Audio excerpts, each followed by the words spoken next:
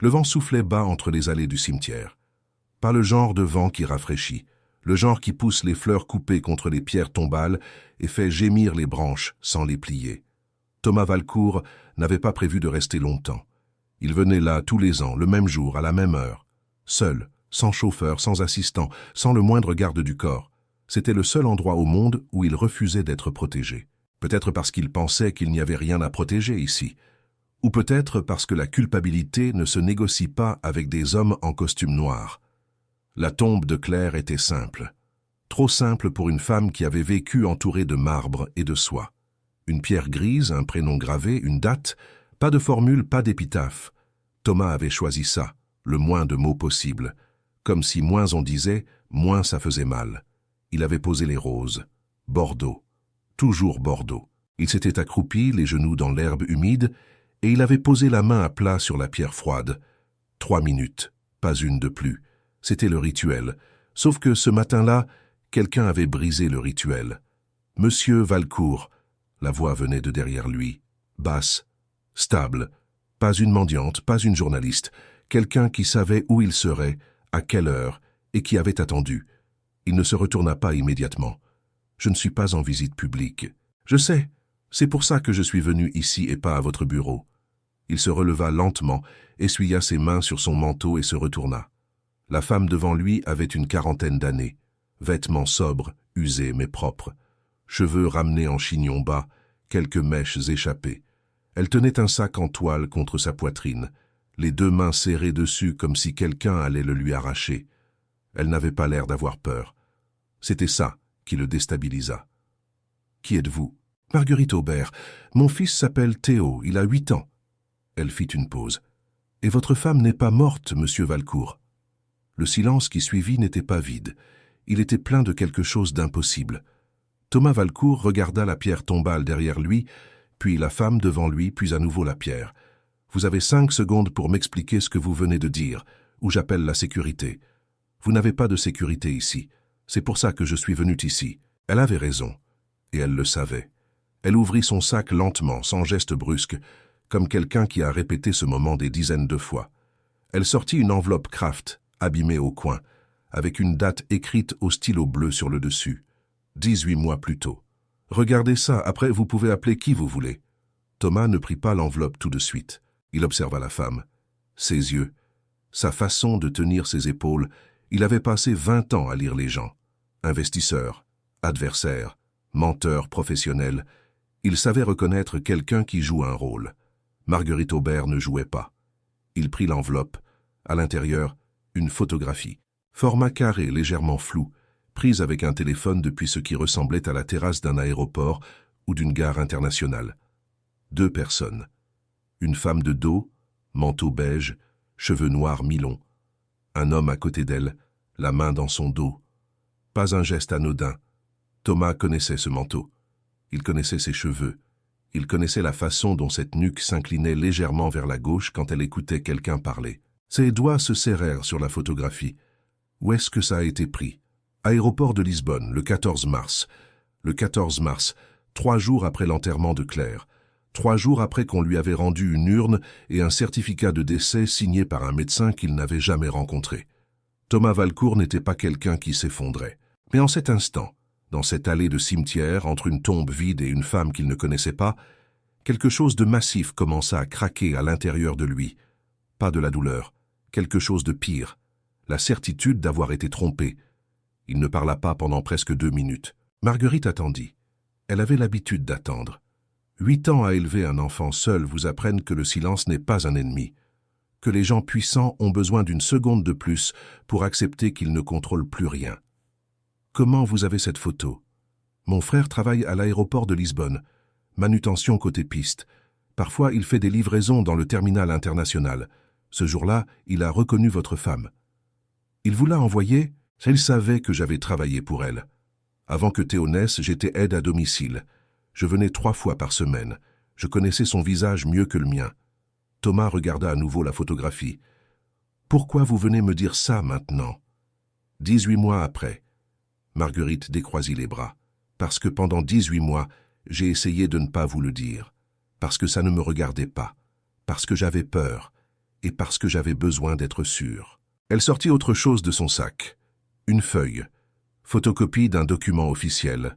Tampon rouge en haut à droite. C'est un relevé du registre funéraire de ce cimetière. J'ai demandé à le consulter il y a 3 semaines. La date d'inhumation correspond. Le nom correspond. Mais le numéro de parcelle ne correspond pas à cette tombe. Thomas lut la ligne qu'elle pointait du doigt. La parcelle enregistrée était dans l'aile nord. Cette tombe était dans l'aile ouest. Ce n'est peut-être qu'une erreur administrative. J'ai vérifié l'aile nord. La parcelle enregistrée au nom de Claire Valcourt est vide. Elle n'a jamais été ouverte. Le vent se leva. Les roses bordeaux tremblèrent. Thomas n'avait plus froid. Il n'avait plus rien. Juste cette sensation de marcher sur un sol qui n'était plus solide depuis longtemps, sans le savoir.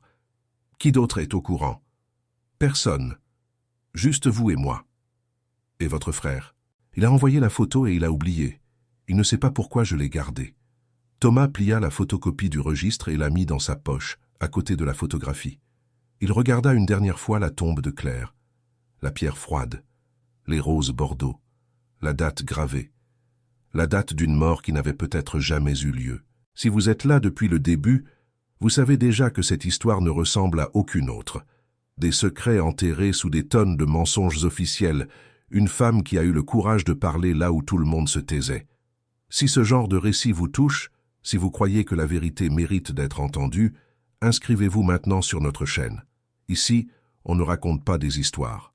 On révèle ce que d'autres ont tout fait pour cacher. Cliquez sur le bouton d'abonnement. Ne passez pas à côté de la suite. Thomas Valcourt rentra chez lui sans passer par son bureau. C'était la première fois depuis des années. Il monta dans son appartement, posa son manteau sur le fauteuil du couloir et s'assit à sa table de travail sans allumer la lumière.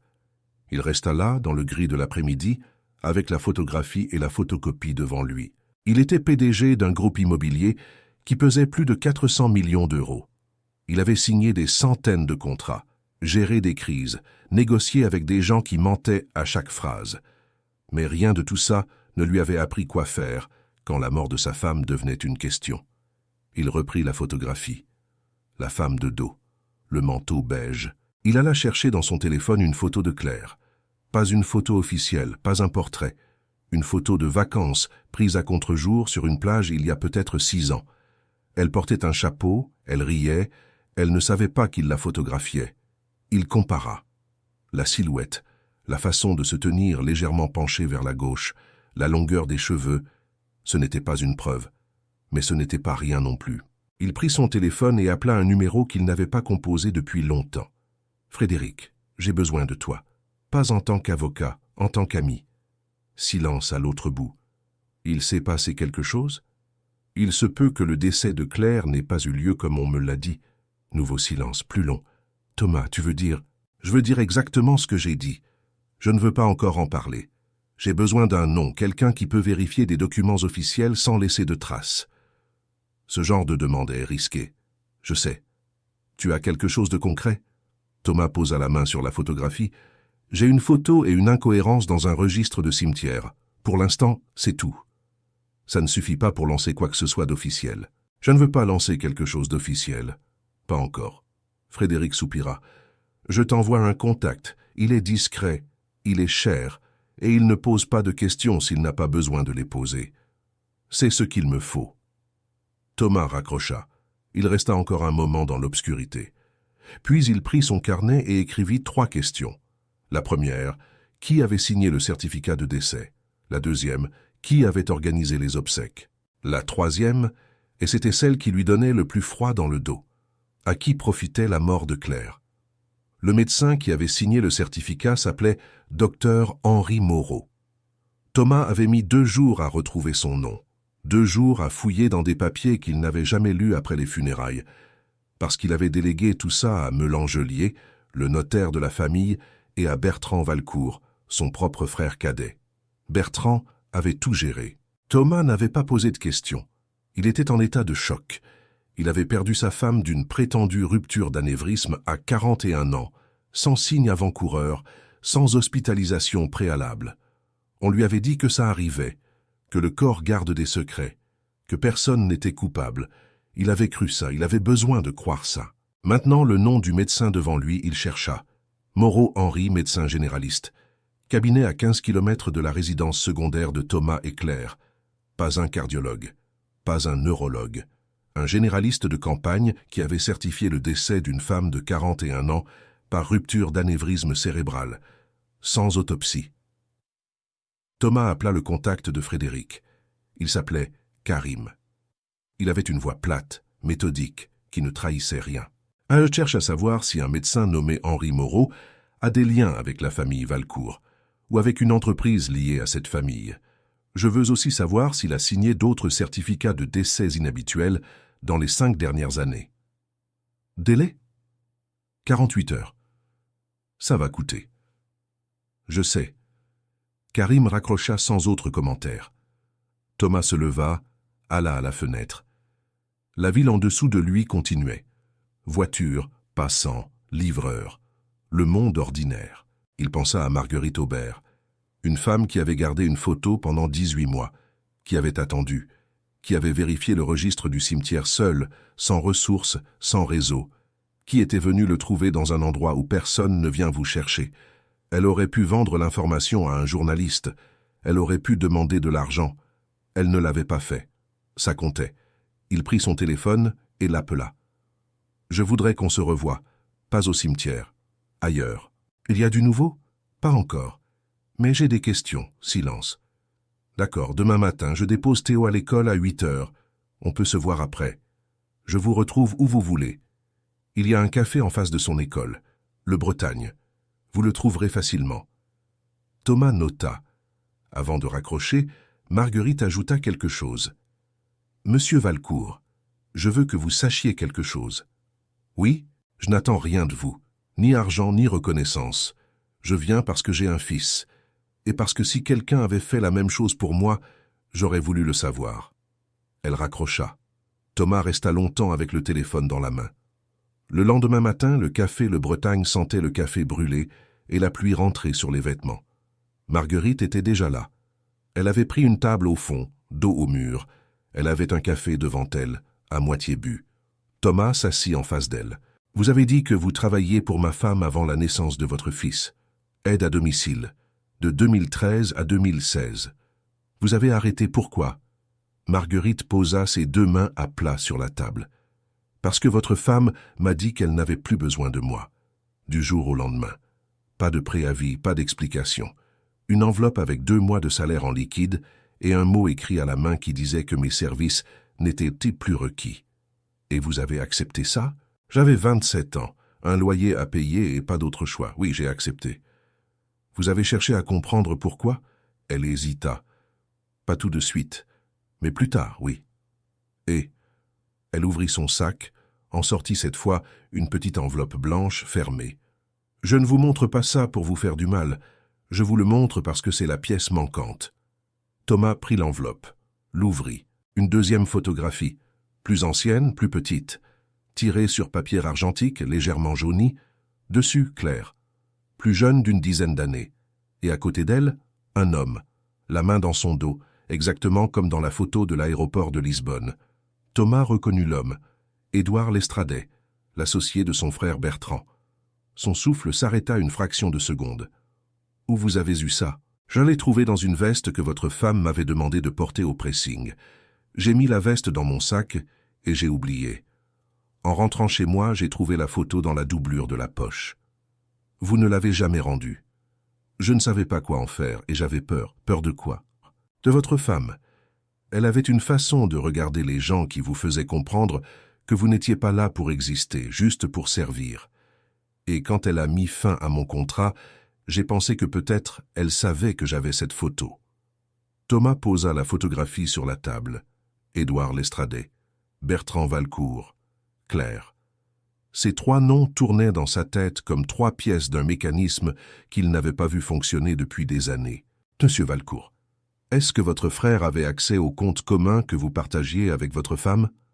Thomas leva les yeux. « Pourquoi vous posez cette question ?»« Parce que j'ai cherché, après avoir reçu la photo de l'aéroport, et j'ai trouvé quelque chose dans les archives en ligne du tribunal de commerce. Une société créée 3 mois avant la mort officielle de votre femme, siège social à Lisbonne, Un des associés s'appelle Édouard Lestrade. Le silence pesa plusieurs secondes. L'autre associé? Marguerite ne répondit pas immédiatement. Puis, le nom ne vous dira rien directement. C'est un nom de femme, Claire Arnoux. Thomas ne bougea pas. Arnoux était le nom de jeune fille de Claire. Ce n'est pas souvent qu'une vérité aussi lourde arrive dans un café ordinaire, entre un café refroidi et le bruit d'une rue mouillée. Mais quand elle arrive, elle ne repart plus. Si vous avez vécu assez longtemps pour comprendre que les mensonges des gens puissants coûtent cher à ceux qui n'ont rien, alors vous savez pourquoi des histoires comme celle-ci doivent être racontées. Inscrivez-vous sur notre chaîne. Parce que chaque récit que nous publions, c'est une vérité qui refuse de rester enterrée. Le bouton est là. Appuyez dessus. Thomas passa les 3 jours suivants à travailler comme il n'avait pas travaillé depuis des années. Non pas en réunion, non pas au téléphone avec des actionnaires, seul à sa table avec des papiers, des relevés, des actes notariés et des questions. Karim lui avait envoyé son rapport sur le docteur Moreau.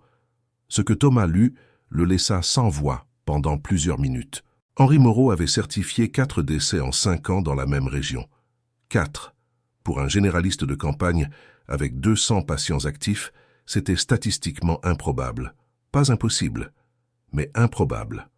3 de ces 4 décès avaient eu lieu sans autopsie. Dans 2 cas, les familles avaient reçu des indemnités d'assurance vie dans les 6 semaines suivant le décès. Dans le cas de Claire Valcourt, l'assurance vie s'élevait à 2 millions d'euros. Elle avait été versée en intégralité à Thomas. Mais Thomas n'avait jamais demandé cette assurance. Il vérifia ses relevés bancaires de l'époque. Un virement de 2 millions d'euros, reçu 5 semaines après les funérailles, en provenance d'une compagnie d'assurance qu'il ne connaissait pas. Il avait posé la question à Bertrand à l'époque. Bertrand lui avait dit que Claire avait souscrit cette assurance il y a plusieurs années, sans en parler, que c'était fréquent, que beaucoup de femmes le faisaient pour protéger leur conjoint. Thomas avait accepté ça aussi, comme il avait tout accepté, parce qu'il était en deuil, parce qu'il faisait confiance à son frère. Il rappela Karim. La compagnie d'assurance qui a versé les 2 millions après le décès de ma femme. Je veux savoir qui a souscrit la police, la date, le signataire, tout. Vous voulez dire que vous n'étiez pas au courant de la souscription? Non. Silence. Je reviens vers vous. Thomas raccrocha et appela Marguerite. J'ai besoin de vous poser une question difficile. Allez-y. Pendant que vous travailliez chez nous, est-ce que vous avez vu mon frère Bertrand dans la maison? Un silence. Plusieurs fois. En présence de ma femme? Oui. Et en mon absence? Un silence plus long. Oui, monsieur Valcourt. Thomas ferma les yeux. Vous avez l'air de savoir ce que ça veut dire. J'ai l'air, oui. Il respira lentement. Merci. Il raccrocha. Il resta assis, sans bouger. Puis, il rouvrit son carnet et compléta ses 3 questions avec une 4e. Est-ce que Bertrand savait que Claire était vivante? Et une 5e, qui était la plus froide de toutes. Est-ce que Bertrand avait organisé sa disparition pour récupérer l'assurance ou pour protéger quelque chose d'autre? La réponse arriva 4 jours plus tard. Pas de Karim, de Melangelier, le notaire. Thomas l'avait convoqué. Il n'avait pas demandé, il avait convoqué avec le ton qu'il utilisait quand quelqu'un n'avait pas le choix de se présenter. Langelier était arrivé avec sa serviette en cuir fauve, son costume 3 pièces et son sourire professionnel qui ne montait jamais jusqu'aux yeux. Thomas avait posé sur la table sans un mot la photocopie du registre du cimetière, la photo de l'aéroport de Lisbonne et le document de la société créée à Lisbonne avec le nom de Claire Arnoux. Langelier avait regardé les documents. Son sourire avait disparu. « Je veux savoir qui vous a demandé de gérer les obsèques. » « Monsieur Valcourt, ces questions touchent au secret professionnel et... Je veux savoir qui vous a demandé de gérer les obsèques. » Le notaire avait croisé et décroisé les mains. « Votre frère. Il vous a contacté avant ou après le décès. » Silence. « La question est simple, Langelier. Il m'a contacté 2 jours avant. » Thomas n'avait pas bougé. 2 jours avant. 2 jours avant la mort officielle de Claire. « Il vous a dit que ma femme allait mourir ?» Langelier avait ouvert la bouche, la refermée. « Il m'a dit qu'il souhaitait organiser les choses à l'avance pour éviter à son frère une surcharge administrative dans un moment douloureux. Il a dit que Claire avait été diagnostiquée et que l'issue était proche. Claire n'avait aucun diagnostic. Elle était en parfaite santé. J'avais ses antécédents médicaux, un document signé par le docteur Moreau. Un document que vous n'avez jamais vérifié de manière indépendante. Non. Un document que vous n'avez pas jugé utile de montrer à son mari. Langelier baissa les yeux. Thomas se leva. Vous allez me remettre tout ce que vous avez. Tous les documents liés à ce dossier. Pas dans une semaine. Maintenant. Monsieur Valcourt, si vous insinuez que j'ai participé à... Je n'insinue rien, je constate.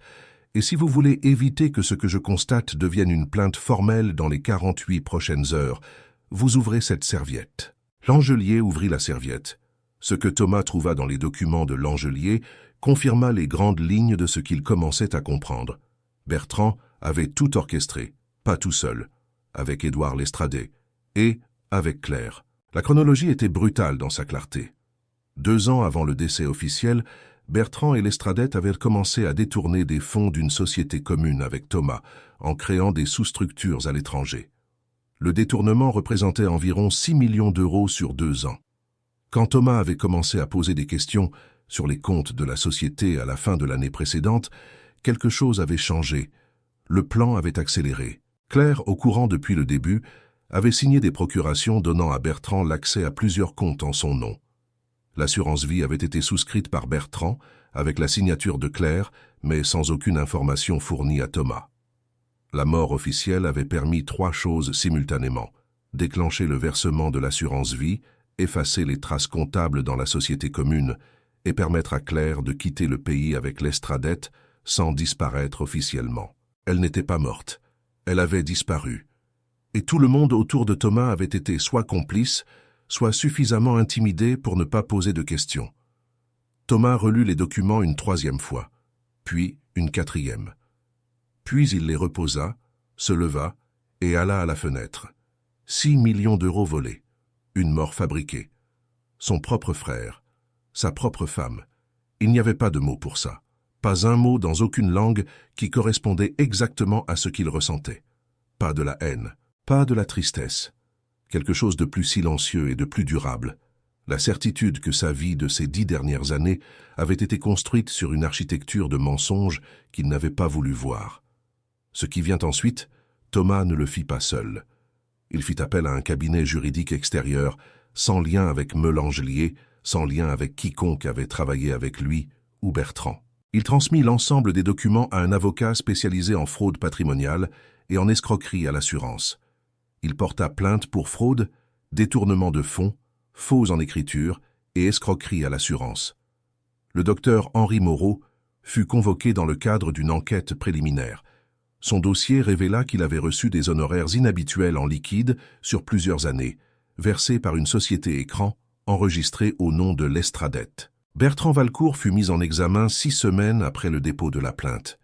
Lestradet, alerté par des contacts à lui, tenta de quitter le territoire. Il fut interpellé à l'aéroport de Nice. Claire Arnoux, alias Claire Valcourt, fut localisée à Lisbonne.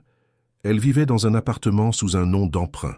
Elle fut placée en garde à vue par les autorités portugaises dans le cadre d'une commission rogatoire internationale. Quand les journalistes apprirent l'affaire, ils l'appelèrent différemment selon les publications. Certains, l'arnaque au veuvage. D'autres, la mort sur commande. Mais Thomas n'aimait aucun de ces titres, parce qu'il réduisait quelque chose d'immense à une formule. Ce n'était pas une arnaque, c'était 10 ans de sa vie. C'était un deuil fabriqué pour qu'il souffre pendant que d'autres s'enrichissaient. C'était une tombe avec des roses bordeaux. Certains secrets durent des années parce que les gens qui les portent ont peur. Peur des puissants, peur du silence que l'argent achète, peur de ne pas être crue. Marguerite Aubert a eu peur pendant 18 mois. Puis elle est allée au cimetière. Si vous avez regardé jusqu'ici, c'est parce que vous savez que ces histoires-là existent, que des gens comme Marguerite existent, qu'il faut les entendre. Inscrivez-vous sur notre chaîne, pas pour l'algorithme. Pour ne pas manquer la prochaine fois qu'une vérité comme celle-ci remonte à la surface, le bouton d'abonnement est là. Et dites-nous dans les commentaires, est-ce que vous avez vu venir la fin? Ou est-ce que vous aussi vous avez été surpris? Marguerite Aubert n'assista à aucune des audiences. Elle ne voulait pas être nommée dans les journaux. Elle ne voulait pas que Théo, un jour, cherche le nom de sa mère sur Internet et tombe sur une affaire criminelle. Elle avait demandé ça à Thomas lors de leur dernière conversation, dans le même café Le Bretagne.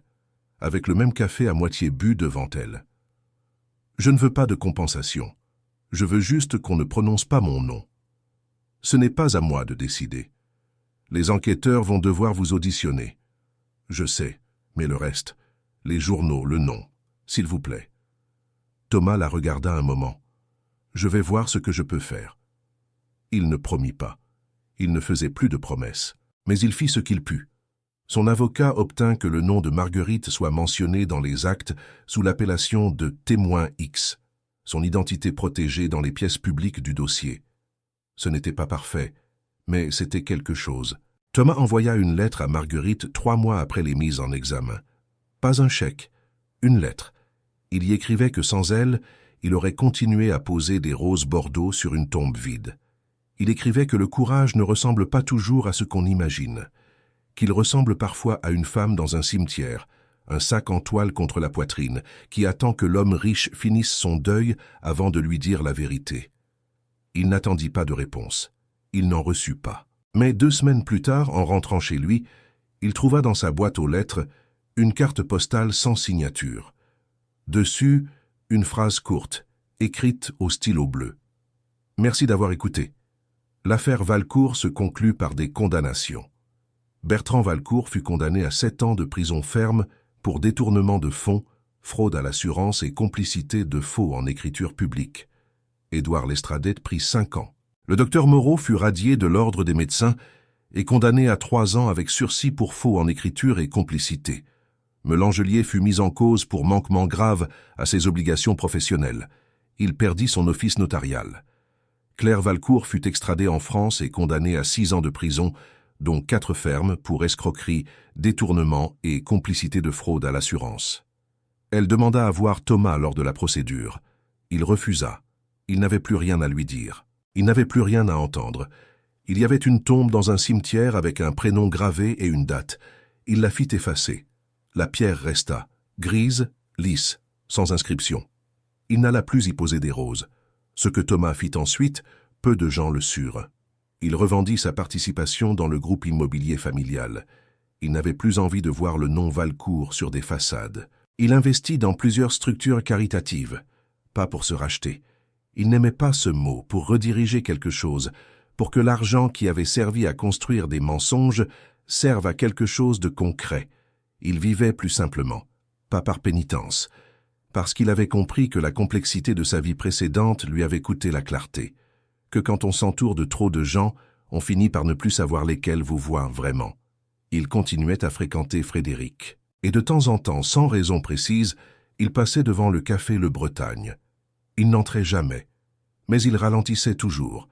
L'histoire de Thomas Valcourt n'est pas une histoire de vengeance, ce n'est pas une histoire de trahison spectaculaire non plus, malgré tout ce qu'on pourrait en dire.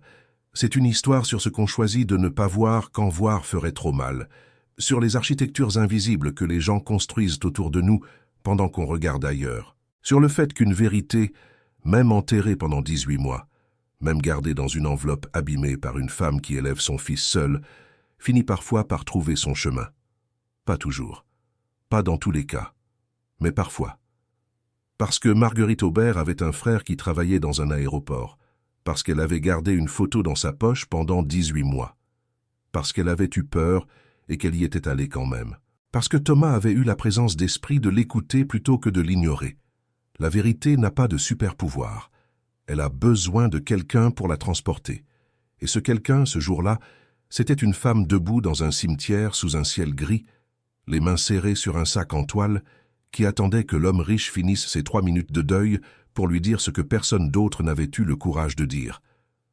Votre femme n'est pas morte.